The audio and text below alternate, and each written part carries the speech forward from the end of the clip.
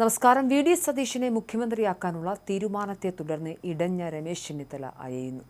High command കൈവിട്ടതിന്റെ കടുത്ത നിരാശയിലാണ് അദ്ദേഹം. അതുകൊണ്ട് തന്നെ മന്ത്രിസഭയിലേക്ക് ഇല്ലെന്നുള്ള നിലപാടാണ് അദ്ദേഹം നിലവിൽ സ്വീകരിച്ചിരിക്കുന്നത്. എന്നാൽ ഈ തീരുമാനം അദ്ദേഹം തിരുത്തുമോ എന്നാണ് കേരളം ഉറ്റുനോക്കുന്നത്. ഹൈക്കമാൻഡ് തീരുമാനത്തിന് പിന്നാലെ പ്രതികരണങ്ങൾക്കൊന്നും നിൽക്കാതെ തിരുവനന്തപുരത്തെ വസതി വിട്ട ചെന്നിത്തല ഇന്ന് പുലർച്ചെ ഗുരുവായൂർ ക്ഷേത്രത്തിൽ ദർശനത്തിനെത്തിയപ്പോഴാണ് മൗനം വെടിഞ്ഞത്. ഈ പ്രതികരണം അദ്ദേഹം അയയുന്നു എന്ന സൂചനയാണ് നൽകുന്നത്.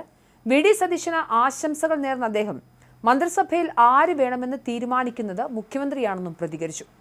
10 വർഷത്തെ ഇടതുഭരണത്തിൽ നിന്നും മോചിപ്പിക്കുന്നതായാണ് ജനവിധിയെന്നും UDF പ്രവർത്തകർ വി.ഡി. സതീശനൊപ്പം ഉണ്ടാകുമെന്നും പറഞ്ഞു. ഗുരുവായൂർ ദർശനത്തിന് ശേഷം ട്രെയിൻ മാർഗം അദ്ദേഹം തിരുവനന്തപുരത്തേക്ക് മടങ്ങുകയും ചെയ്തു. കടുത്ത തീരുമാനത്തിലേക്ക് നീങ്ങാതെ അയവ് വരാനുള്ള സാധ്യത നിലവിലുണ്ട്. സീനിയോറിറ്റി പരിഗണിക്കാതെ മുഖ്യമന്ത്രി തീരുമാനിച്ചു എന്നാണ് ചെന്നിത്തലയുടെ പ്രധാന പരാതി. ഇന്നലെ ഉച്ചയ്ക്ക് 12 മണിക്ക് മുഖ്യമന്ത്രിയെ പ്രഖ്യാപിച്ചതിന് പിന്നാലെ ചെന്നിത്തല തിരുവനന്തപുരത്തെ വീട്ടിൽ നിന്നും പോവുകയായിരുന്നു. കാത്തുനിന്ന അണികളെയോ പ്രതികരണം തേടാനെത്തിയ മാധ്യമങ്ങളെയോ കാണാതെ വീടിന്റെ പിൻഭാഗത്തുകൂടിയാണ് അദ്ദേഹം പോയത്.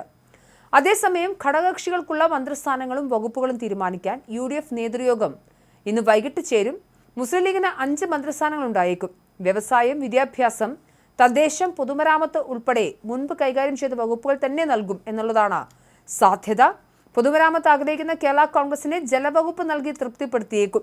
തൊഴിൽ വേണ്ടെന്ന അഭിപ്രായമുള്ള ഷിബു ബേബി ജോൺ ഫിഷറീസിലും ടൂറിസത്തിലുമാണ് ഉറ്റുനോക്കുന്നത്.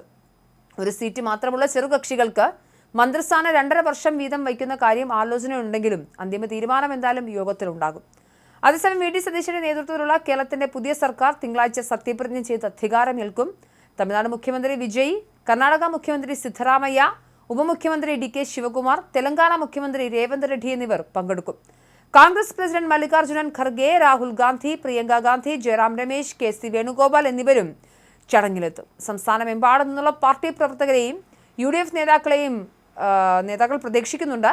സർക്കാർ രൂപീകരിക്കാൻ വി.ഡി. സതീശനെ ക്ഷണിച്ചുകൊണ്ടുള്ള വിജ്ഞാപനം ഇന്ന് ലോക്ഭവൻ പുറപ്പെടുവിക്കും. തിങ്കളാഴ്ച തിരുവനന്തപുരം സെൻട്രൽ സ്റ്റേഡിയത്തിലാകും സത്യപ്രതിജ്ഞ. രാവിലെ 10 മണിക്ക് അല്ലെങ്കിൽ ഉച്ചയ്ക്ക് ശേഷം 3 മണിക്കോ എന്ന് തീരുമാനം ഉടനടി ഉണ്ടാകും. സർക്കാരാണ് ക്രമീകരണങ്ങൾ ചെയ്യുക. ഒരുക്കങ്ങളും ഔദ്യോഗിക ക്ഷണക്കത്തും ഉൾപ്പെടെയുള്ളവയ്ക്ക് ചീഫ് സെക്രട്ടറി മേൽനോട്ടം വഹിക്കും. അതേസമയം KC വേണുഗോപാൽ ഇന്ന് ഉച്ചയ്ക്ക് തിരുവനന്തപുരത്ത് എത്തുമെന്നാണ് റിപ്പോർട്ട്. സത്യപ്രതിജ്ഞയ്ക്ക് ശേഷമായിരിക്കും അദ്ദേഹം ഇനി ഡൽഹിയിലേക്ക് മടങ്ങുക.